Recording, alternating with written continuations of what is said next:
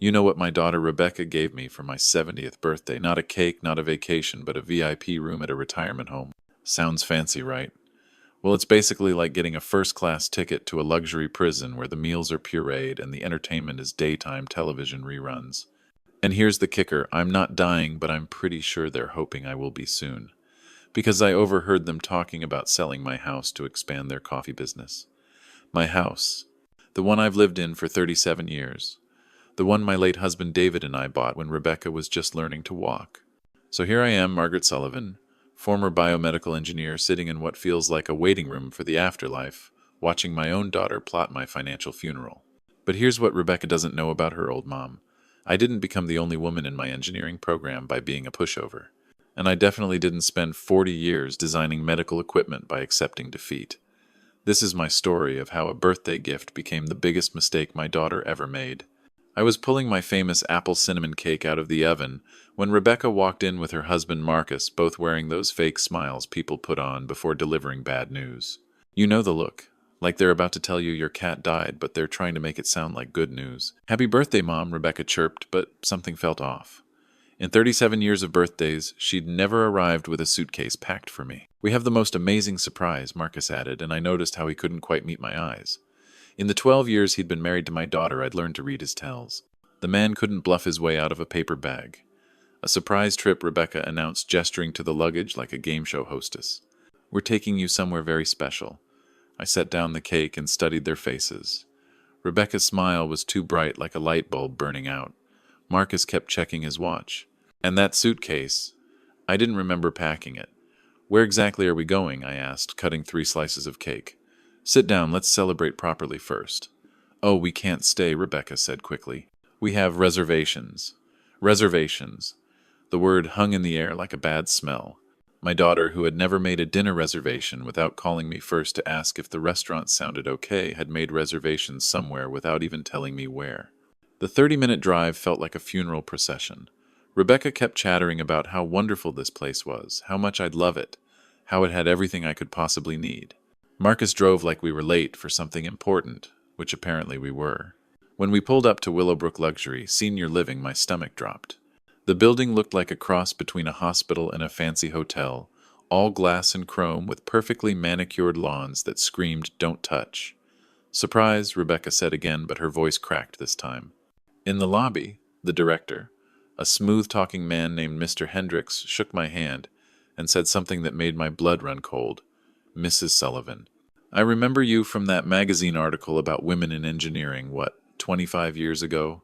You were quite the innovator." Rebecca and Marcus exchanged a look.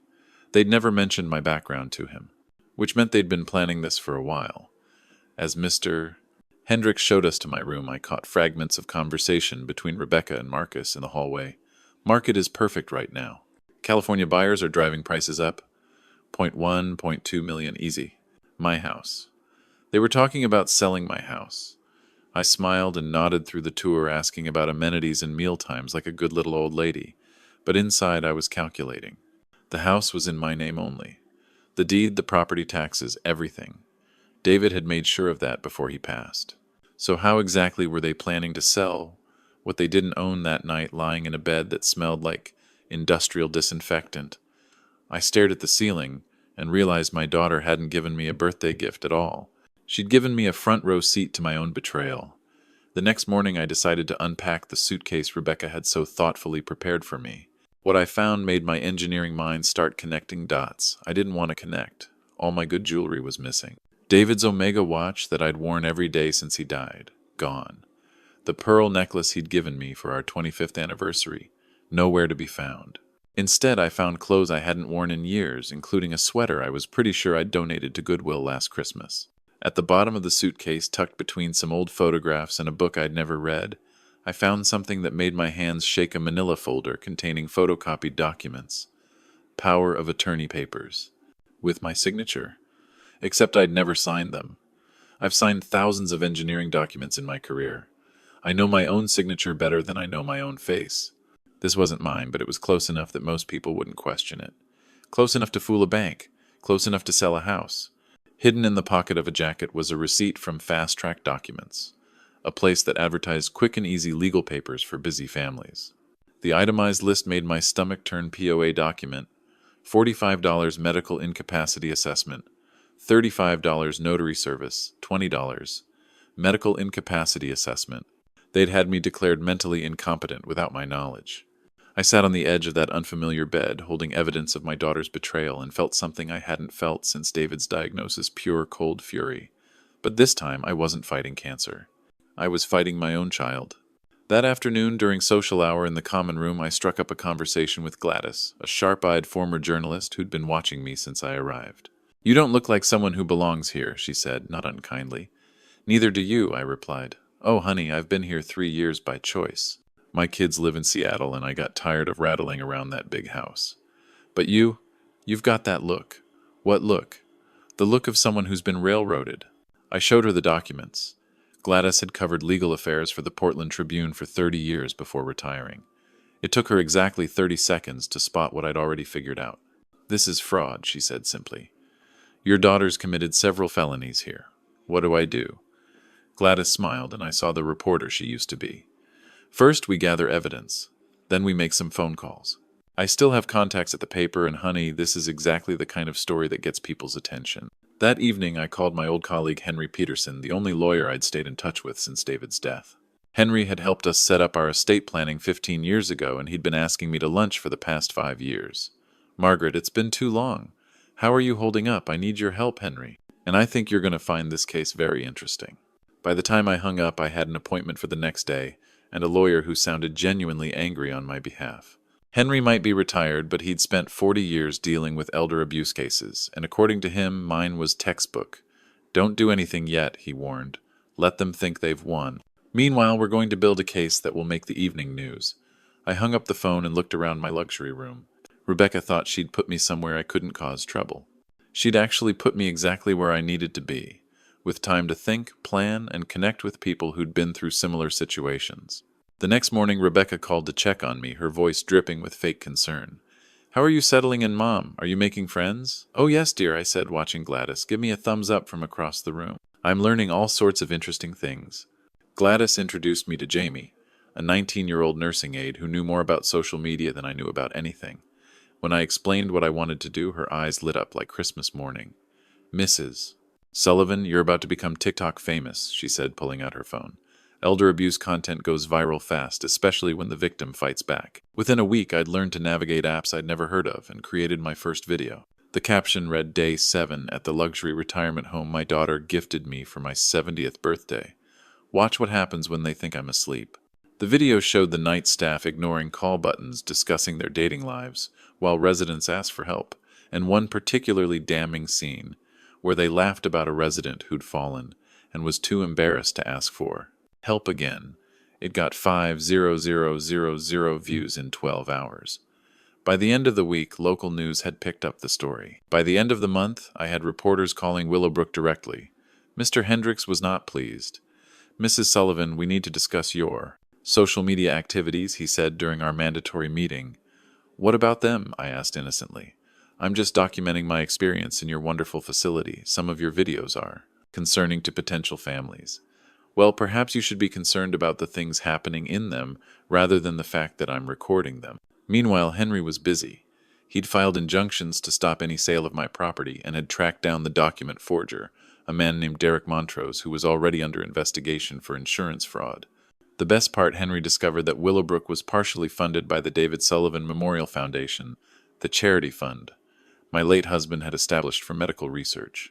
I still held a 12% voting share in the foundation, which meant I had legal standing to investigate how they were treating their residents. "Your husband was a smart man," Henry told me during one of our phone calls. "He made sure you'd always have power, even if you didn't realize it." Rebecca started visiting more frequently, each time looking more frazzled. The coffee shop she and Marcus owned was hemorrhaging customers.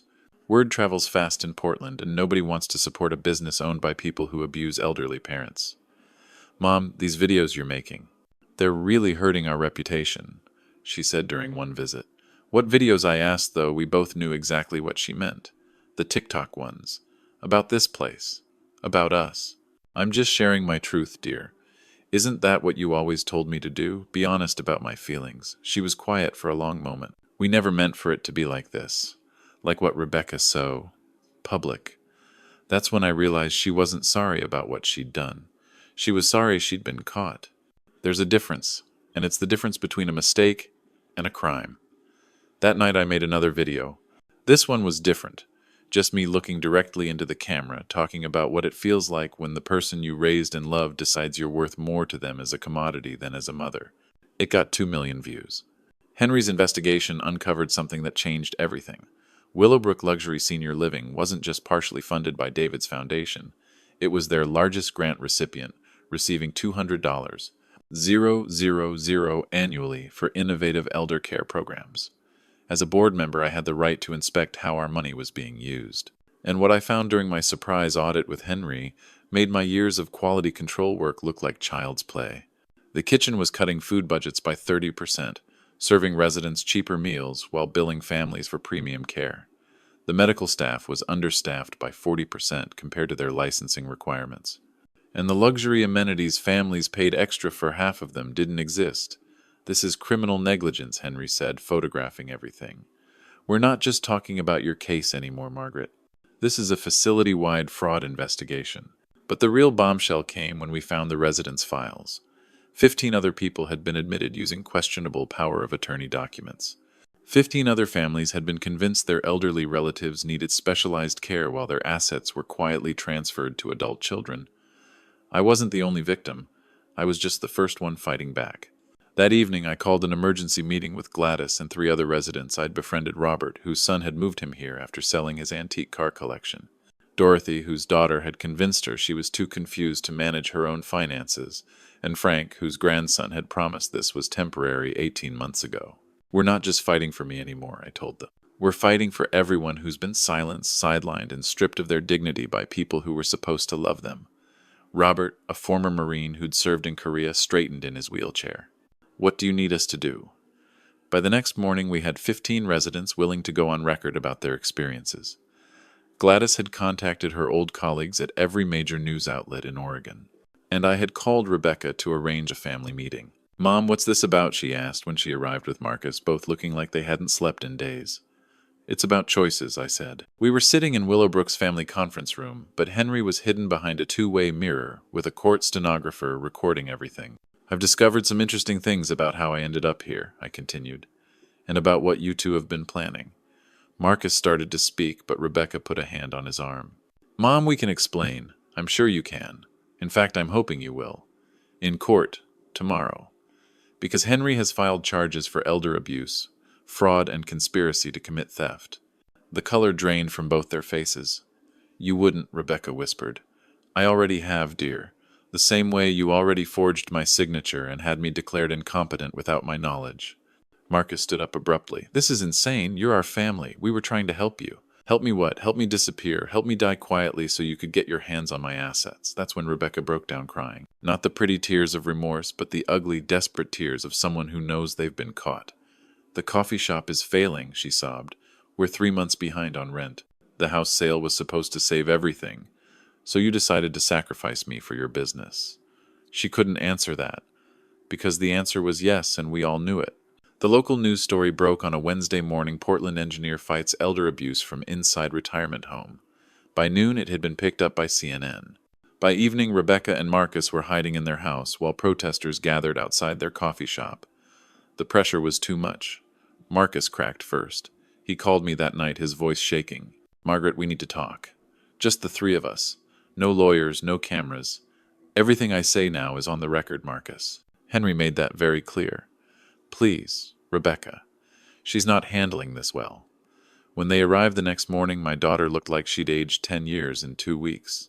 Her hair was unwashed, her clothes wrinkled, and she had the hollow look of someone who hadn't been sleeping. Mom, she said, and her voice broke on the word. I'm sorry. For which part exactly? For all of it. For forging your signature. For having you declared incompetent. For trying to sell your house. She paused. For making you feel like you weren't wanted. But not for doing it. She looked confused. You're sorry you got caught, Rebecca. You're sorry there are consequences. But if I ask you right now whether you'd do it differently if you knew you wouldn't get caught, what would you say? The silence stretched between us like a chasm. The coffee shop Marcus started. Is not my responsibility, I finished. Your business failures don't justify stealing from me. We weren't stealing, Rebecca said defensively. We were going to take care of you. You would have been comfortable here, while you spent my inheritance on your failed business. It wasn't supposed to fail. And there it was. The truth she'd been dancing around for weeks. They hadn't put me here to protect me or care for me. They'd put me here to access my money, and they were angry that their plan wasn't working. Do you remember what you told me when you were 16 and got caught cheating on your SATs? I asked Rebecca. She shook her head. You said that consequences weren't punishment, they were learning opportunities. You said the real mistake wasn't cheating, but thinking you could cheat without getting caught.